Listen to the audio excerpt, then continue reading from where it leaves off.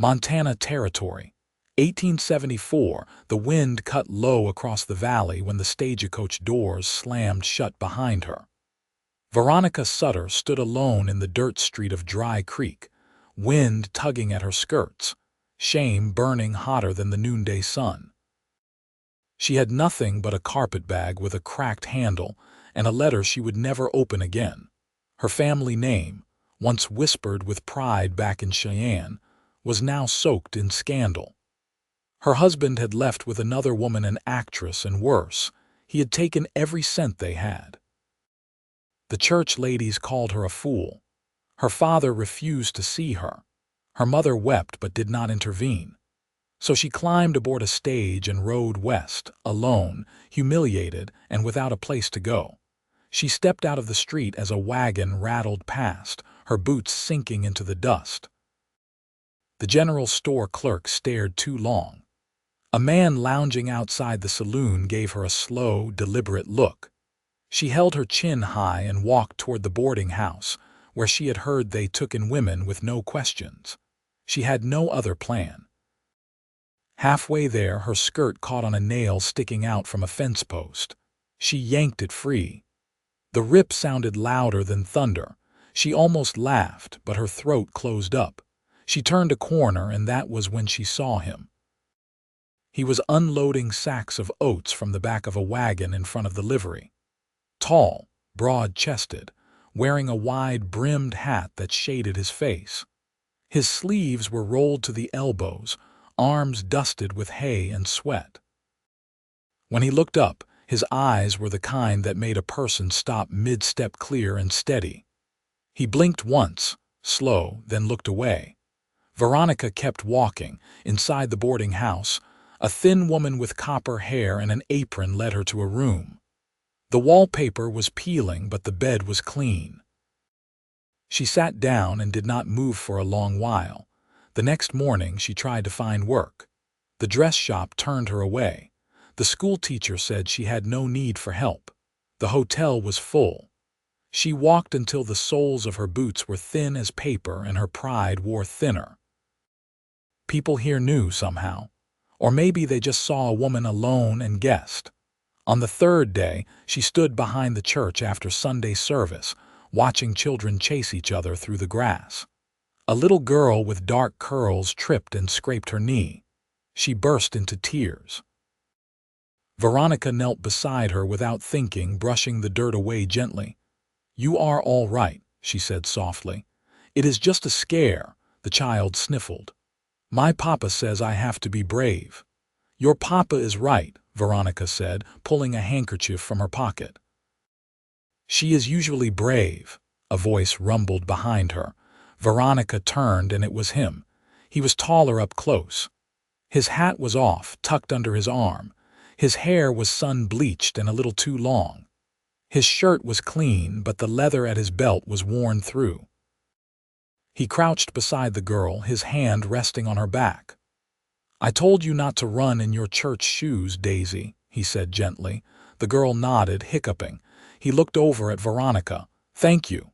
She stood. "It was nothing."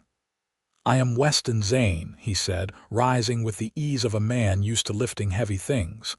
"This is my daughter, Daisy." Veronica hesitated. "Veronica Sutter," he nodded once. "You new to Dry Creek?" "Yes."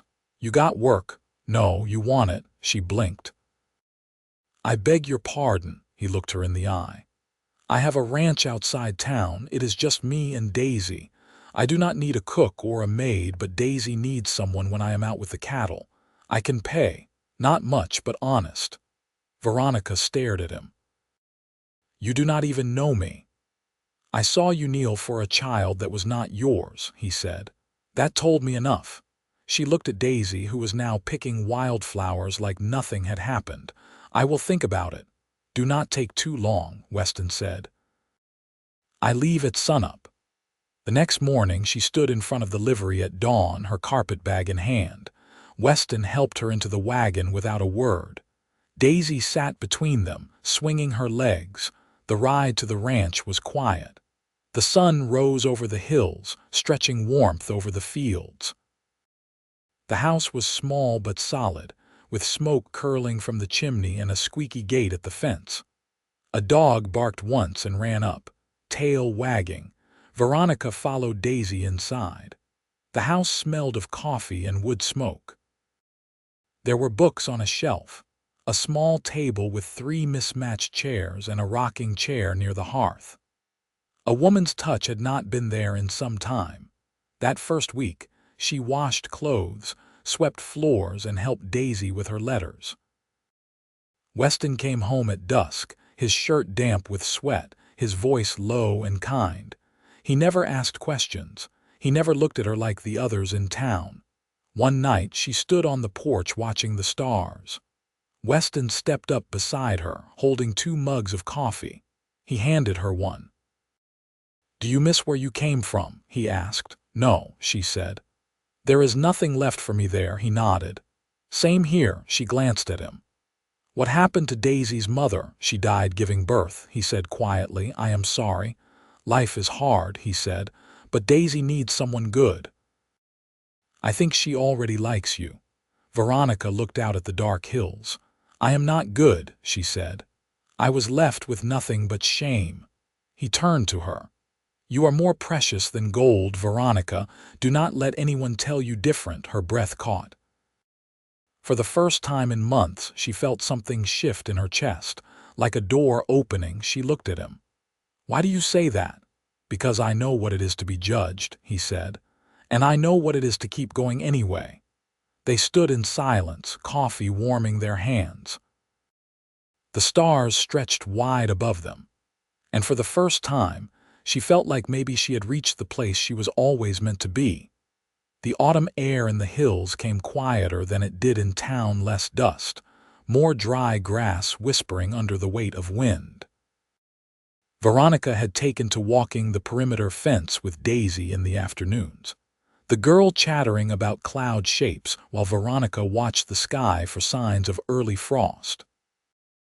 Weston had said the heifers wouldn't be brought down till the end of the week, so she spent the days mending what needed its shirts gone thin at the elbows, a curtain torn clean through by Daisy's curious cat, and once, a saddlebag Weston hadn't thought worth keeping. The third morning, she found a stack of chipped bowls on the corner of the kitchen table and a folded note in Weston's rough hand. "Trade these in town if you like. We need flour." There was a coin beneath it. Veronica stared at the bowls. She hadn't been back into Dry Creek since arriving. The thought of walking past the dress shop again, of being seen with Weston's money in her pocket, made her spine tighten. But they needed flour, and Weston trusted her. She hitched the wagon herself, Daisy beside her holding a cloth sack of cranberries they'd picked along the creek. They reached town near noon, and the store was half full, mostly men talking over each other, a few women bartering in hushed tones. Veronica stepped inside, head high, and laid the bowls on the counter. The clerk barely looked at her. "You with Zane?" "Yes," he grunted. "He's late on his last seed bill." "I'm not here for seed," she said evenly. "Just flour." She handed over the coin. He weighed it in his palm, then reached for the sack. She didn't thank him. She took the flour and turned to leave. Outside, a voice behind her said, "Didn't think Weston Zane would take in help with a past." It was a woman, older, with a brooch pinned high at her collar and lips thin enough to cut. "He always did pity strays." Veronica didn't slow. Daisy looked up at her, confused. In the wagon, as she handed the reins to Daisy, she said, "Hold tight. We're not stopping again." Back at the ranch, she unloaded the flour and set it near the stove. Weston came in just before dusk, his boots thick with mud and his shoulders drawn tight. He looked at the sack, then at her. "You didn't have to go. You asked me to," she said simply. "I don't mind hard things." He nodded once. "They say anything?" "Yes." He set his hat on the hook beside the door. "You want to tell me?" "No." "All right." There was a pause, then he said, "You fixed the saddlebag?" "Yes." "Didn't expect that." She looked over. "Why not? Most give up on what's already torn." She dried her hands on a cloth. That's a mistake. He leaned against the wall, arms crossed. Maybe you've done more patching than most. Maybe I have. The next morning, Daisy had a cough. Not deep, but enough to keep her in bed.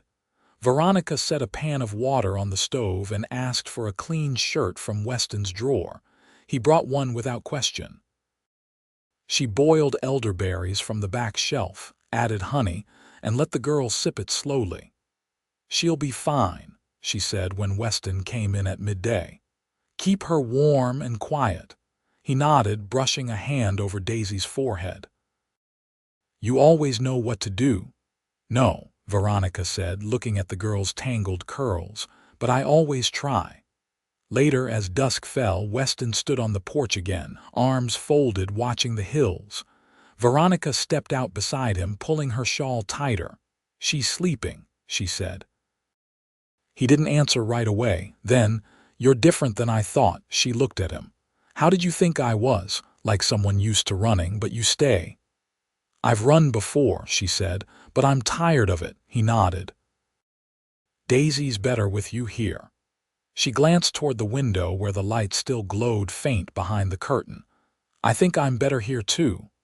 They stood in the quiet, the light fading, the wind carrying the scent of dry pine and wood smoke. She didn't move when his hand brushed hers, didn't flinch, didn't speak. Neither did he.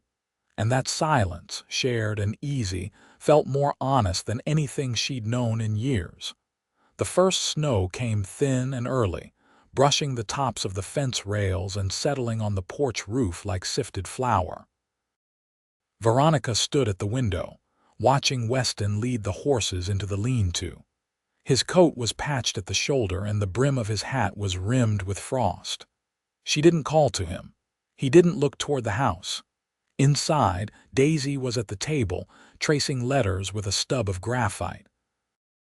Her cough had dwindled to nothing, but the girl's energy hadn't fully returned.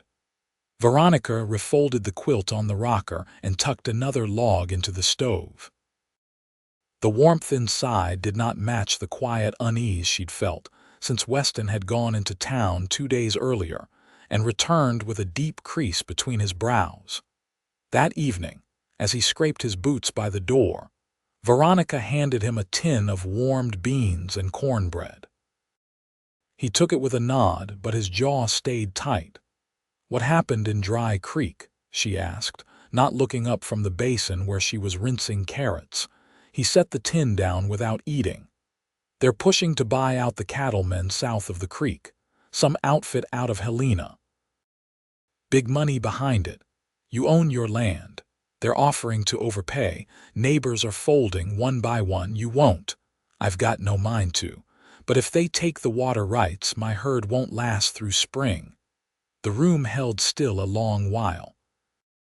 Then Veronica wiped her hands and turned toward him. "Would you leave here?" He leaned back, eyes narrowed.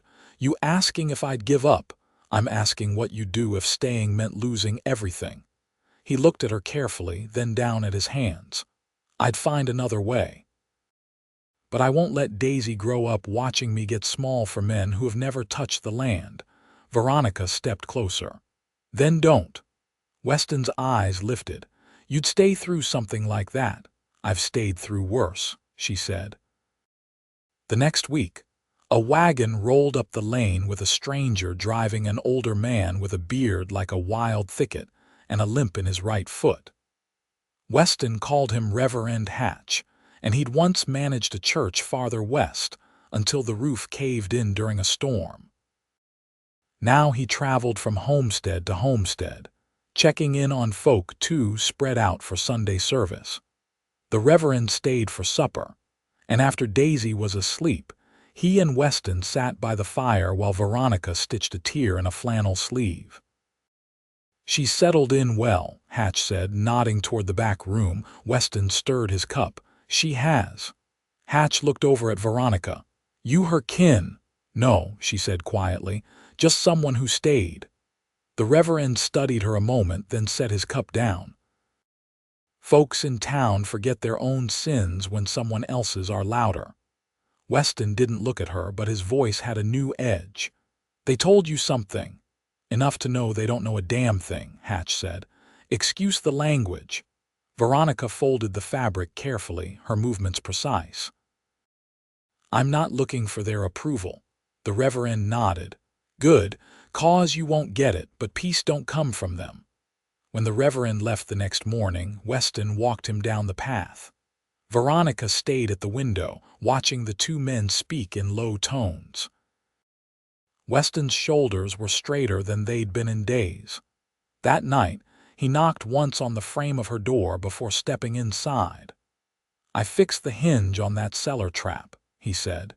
She looked up from the book she was reading to Daisy's sleeping form. You didn't have to. I wanted to, he said. You've done more here than I ever expected. Veronica stood, adjusting the blanket over the girl. You keep saying that, like you thought I'd break. Weston's eyes searched hers. I didn't think you'd stay. She stepped past him into the hallway. Why not? Because I see how this land wears on people, and you had the look of someone already worn thin. She turned to face him fully. I was, but you looked at me like I wasn't, he exhaled slowly. You still carry whatever came before. I do. I don't need to know it. I want you to, she said, her voice steady, not all at once. But if I'm going to stay, I want you to have the truth, not just the part that fits here. He stepped closer, close enough that she could feel the warmth off his coat. I don't need you to fit anything, he said. Just be honest with me. She nodded once. Then we'll start there. Outside, the wind moved low across the hills, carrying the scent of snow again. Weston reached past her, lifted a wool shawl from the peg and draped it over her shoulders. His hands lingered, steady and sure. I'll be up early, he said quietly. She didn't move away. I'll have coffee ready. He held her gaze for a long moment, then turned and walked down the hall, his steps slow, deliberate. Veronica stood alone a while longer, listening to the old bones of the house settle. Outside, the sky held clear and dark as coal. And for the first time since she'd stepped off that stage, she felt the ground beneath her feet hold firm. The snow deepened by mid-December, falling in slow, hushed layers that blanketed the pastures and softened the sharp edges of the hills. The cattle stayed penned close to the barn, and Weston spent more hours mending than riding. Veronica pulled her shawl closer each time she stepped outside, the cold biting straight through wool and bone. The house, though small, held heat well, and she'd learned which floorboards groaned before she stepped and which ones didn't. On a Thursday morning, Weston came in with a cut across his palm. He'd been pulling wire from a splintered gate post when it snapped back. Blood streaked along his wrist, dark against the cold, reddened skin. He didn't flinch when she took his hand at the table. You ought to let it bleed a while, she said, reaching for the clean rag she kept in the cupboard. He raised an eyebrow. You know that from books or something else? From stitching a man's arm after a glass bottle broke across it, she said, tearing the cloth in a clean line. Cheyenne's saloon, he'd been drinking. I hadn't. Weston stayed still as she cleaned the wound. What happened to him? Left with all his fingers, she said, and a limp he earned fair. I meant what happened to you. She tied the cloth tight. I left with less. He didn't push for more, just flexed his fingers once, testing the wrap. I'll finish the fence, she said, standing. He looked up. You know the tension line? I do, he paused. Mind Daisy, she's reading in the loft.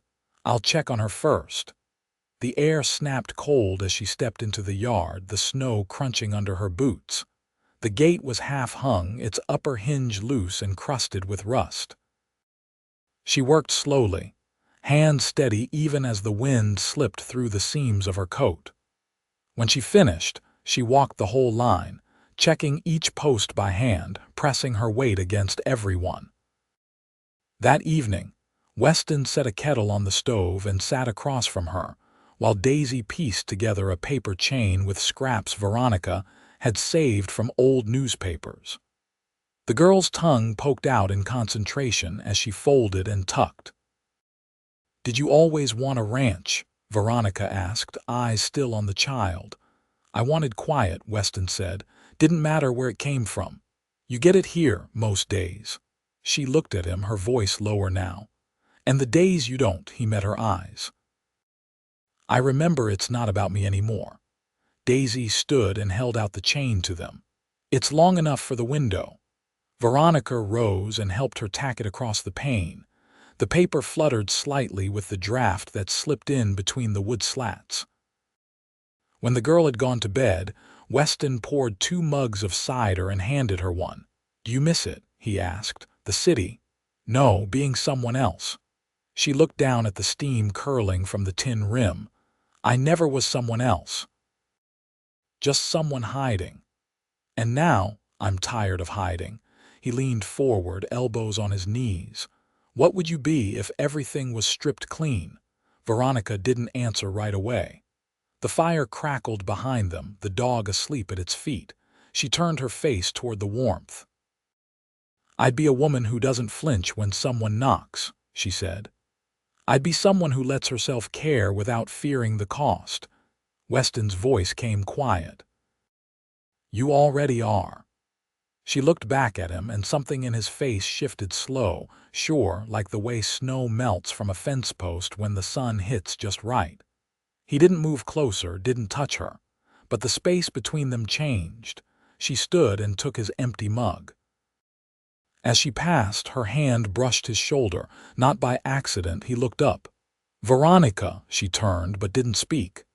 "I don't want to take something you're not ready to give." She held his gaze. "Then don't ask. Just let me stay." He nodded once, and in that stillness, something settled between them, not spoken, not named, but real. Not a promise, not yet, but the beginning of one. And in the dark beyond the window, the wind moved softer than before. By mid-January, the wind turned sharp enough to chisel wood. The creek froze solid 2 feet deep, and the cattle grew restless in the barn, crowding close to one another for warmth.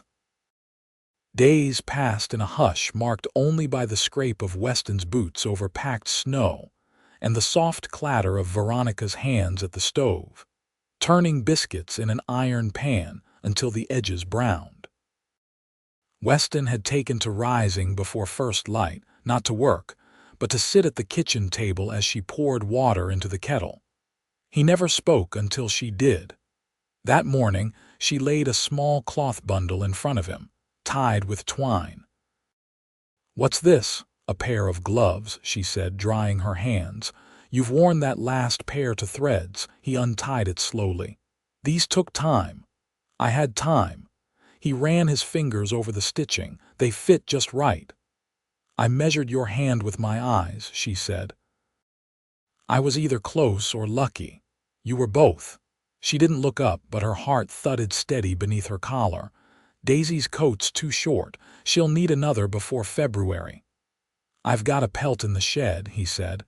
"Might be enough if it's cut right." She nodded. "I'll start it after supper."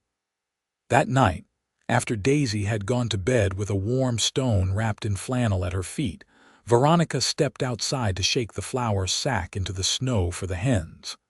The stars hung low and brittle above the fields, and the cold bit hard at her nose. Weston was just stepping out of the barn, his lantern swinging low, casting long shadows over the drifted yard. "You always come out alone?" he asked. "I don't mind the dark." He stopped beside her. "I used to. When she passed, the dark was too quiet." "I heard every sound I didn't want to." Veronica looked at him.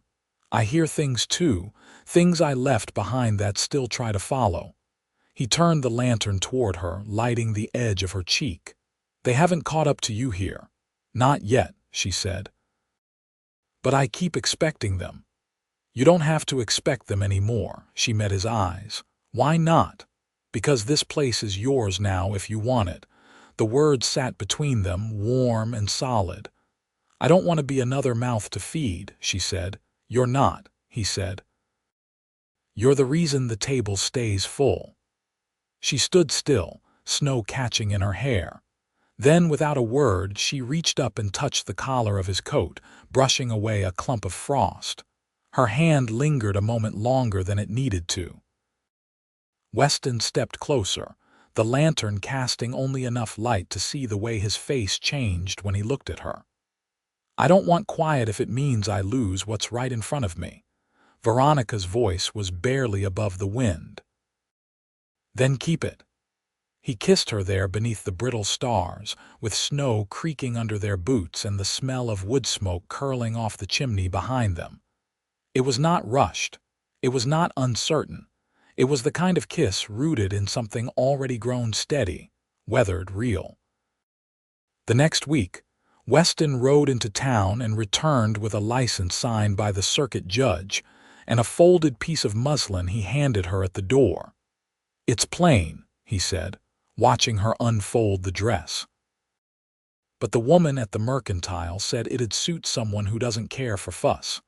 Veronica held the fabric in her hands. "You picked blue. I remember you said you missed the sky when the snow came." Daisy stood in the doorway behind him, rubbing her eyes with one fist. "Do I get to wear ribbons?" "You do," Veronica said, her throat tightening. "And you'll carry the flowers."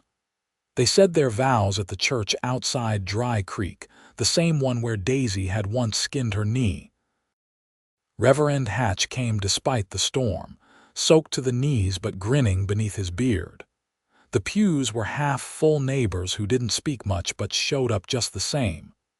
Weston wore a clean shirt and the gloves she'd made. Veronica wore the dress with her hair tied back, neat and low. When he took her hand at the altar, he didn't look away once.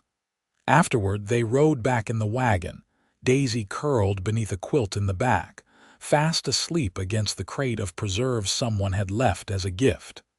The snow had slowed, flakes drifting soft and silver. They didn't speak until the house came into view. "I never thought I'd belong anywhere again," Veronica said. "You belong here," Weston said. "With me. With her." She reached across and took his gloved hand. "Then I'm home." They stepped into the house as man and wife, the dog barking once before curling back by the fire. She hung her shawl on the peg, turned to him and said, "Let's build something that lasts." Weston nodded. "We already have." Years passed and the ranch held. The outfit from Helena lost interest when the land held firm under the feet of those who wouldn't sell. Daisy grew tall and loud and clever, and took to reading by lamplight, just like Veronica once had. They built a new barn, planted apple trees out near the western fence, and added a front room with a wide window that caught the morning sun. Each night, when the chores were done and the fire burned low, Weston would take her hand without needing a reason. And Veronica never looked for shadows again, because nothing followed her here, not anymore.